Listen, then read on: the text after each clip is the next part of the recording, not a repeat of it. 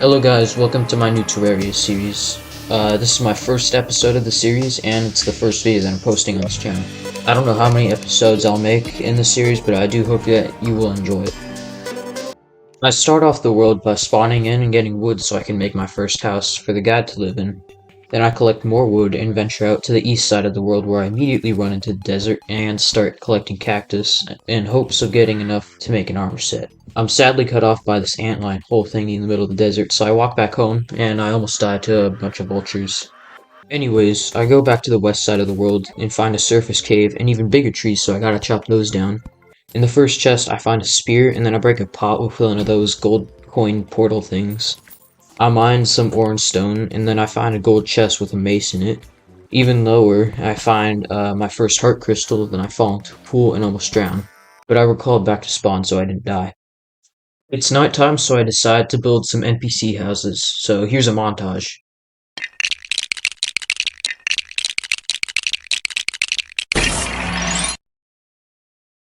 I sorted my things into some of the chests that I found. I made some new equipment, and then I headed past the cave and chopped down even more trees. The merchant moved into my house, so I went back to see what he was selling. I found a cave at the top of this oddly vertical mountain, so I went in. I found an umbrella, another spear, tungsten, and a mushroom biome, which had 3 heart crystals and a lot of gold. Outside of the mushroom biome, I found another life crystal, bringing my total health to 200. I teleported home so I could put all of what I found into storage. Then I built a boss arena right next to my base so I could fight the Eye of Cthulhu.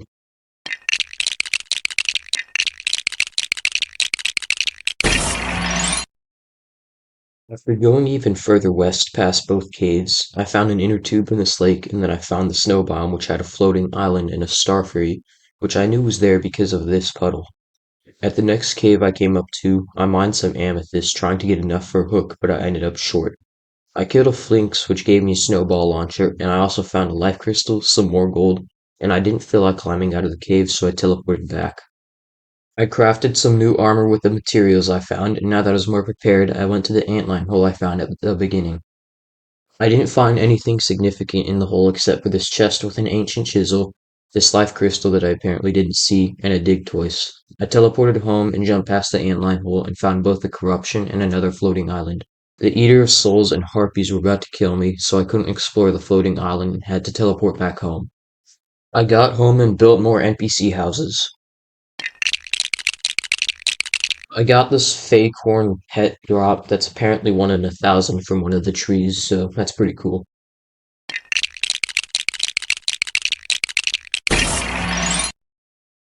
Now that I had a dig toys, I decided to make a elevator that I could use once I was prepared enough for the underworld.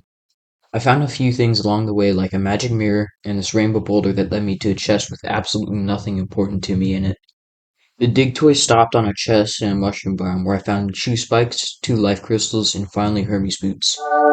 After exploring a bit more and finding nothing, I went back home to craft a topaz hook and a flink staff. It was turning daytime, so I walked back to the floating island I found in the corruption earlier, where I ended up getting a balloon.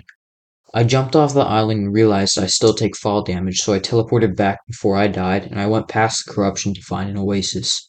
I found another puddle indicating an island, but I ran out of rope, so I remembered it for later. Past the puddle were these giant trees, though I didn't find anything good in the chests. One of the trees led me to an enchanted sword shrine, so here's my live reaction. Oh my god. Wow. I found a cave in the jungle to the right that held a few chests, one of them containing an aglet that I could eventually use to get upgraded boots, and another which had climbing claws that I could combine with shoe spikes. I found a band of regeneration, which would prove helpful when fighting bosses like the Eye of Cthulhu and Eater of Worlds, which I do later in this episode. I also found flower boots in this tree, which will help me beat the Moon Lord eventually. I luckily get an anklet of the wind, which I could eventually use to make better boots. As I'm exploring the jungle, I'm making sure to get many vines, spores, and stingers so I can make the blade of grass, which I can use to pierce through the Eater of Worlds.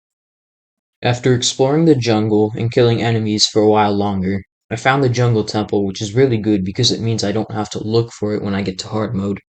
Before I left the jungle, I found a staff of regrowth, which is used to make one of the best axes in the game, and I also found 2 Eye of Cthulhu summons and a life crystal. And I got feral claws, which is one of the main reasons I wanted to explore the jungle. Now that I have better equipment, I'm confident enough to fight the Eye of Cthulhu with no issues.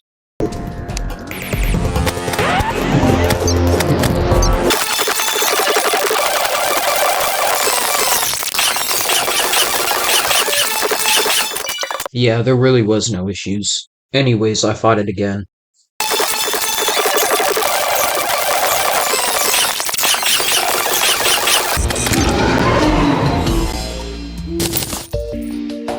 Soon after the fight, I decided to use the demonite I got from the fight to make demonite bars that I could save for later. I also made some gold bars so I could get the full gold set, but I apparently didn't get enough, and I still needed 3 more bars. I went back west through the snow biome and ran into both the corruption and another oddly vertical mountain. I found yet another aglet at a surface chest in the corruption. Past the corruption was another desert biome with an oasis, and finally the dungeon where I will eventually fight Skeletron. I'd completely forgotten that there was an update that revamped the dungeon, and I thought it looked pretty cool. Right after the dungeon was the beach where I found the angler sleeping on the sand, then there was this chest at the start of the ocean with flippers in it. I realized that this was a cave ocean thing, which was really good for me because it meant that there could be life crystals and even more chests. I ended up being right, because I found 3 life crystals, bringing my total health to 400, found another inner tube, and water walking boots, which made me one step closer to getting better boots. There weren't any more chests, so I teleported home and decided to go east this time to get to the floating island that I had found earlier in the episode, but couldn't get to because I had no rope. It ended up not being a floating lake, which was good, so the chest gave me a lucky horseshoe, meaning that I could now not take fall damage, unlike last time. I went back to the jungle and soon realized that there was no reason to be there, but I guess it paid off since I got a few more heart crystals that I could use to make heart lanterns. I went back to the corruption yet again so I could collect enough rotten chunks and vile mushrooms to make the Eater of Worlds spawn, because I didn't want to risk not having enough time to get out of these whole things. I also got this tentacle spike from one of the Eater of Souls, which is about 1 in 500 chance, which was pretty cool. While I was collecting more rotten chunks, I made this amazing looking boss arena. After getting enough vile mushrooms and rotten chunks, I made a bottle with sand to craft vile powder, which is used to make the Eater of Worlds spawner. While I was at home, I made gold greaves, completing the gold armor set and getting me up to a base of 16 defense. I spent a few minutes searching for a demon altar and I finally crafted the spawner and spawned in the Eater of Worlds.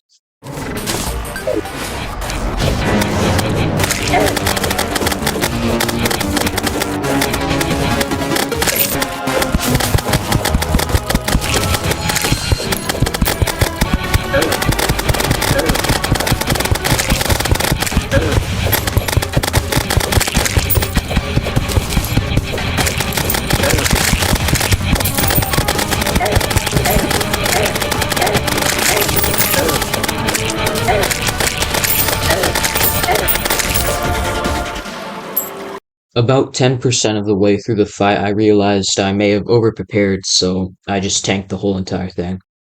After the fight, I tried to make the shadow armor set, but soon realized that because some of the bosses spawned, I didn't have enough shadow scales to make the whole armor set, so I just made the pickaxe and 2 parts of the armor set instead. I didn't know what else to do, so I decided to finish the elevator I was making earlier before I got sidetracked by the mushroom biome. On the way down, I found 3 life crystals, the cloud and bottle in this abandoned house, and a campsite with a few gold coins. I found the tavern keep, but next to it was something far cooler. This is by far the largest naturally generating lava pool I've ever seen in Terraria that was not in the underworld. I spent a few minutes staring at it because it was really cool and confusing. Oh, also I found this chest next to it, but that doesn't matter. The dig twist ended up at the bottom of the world, so I went down to see if I could mine some hellstone, but it was too dangerous, so I just teleported back home.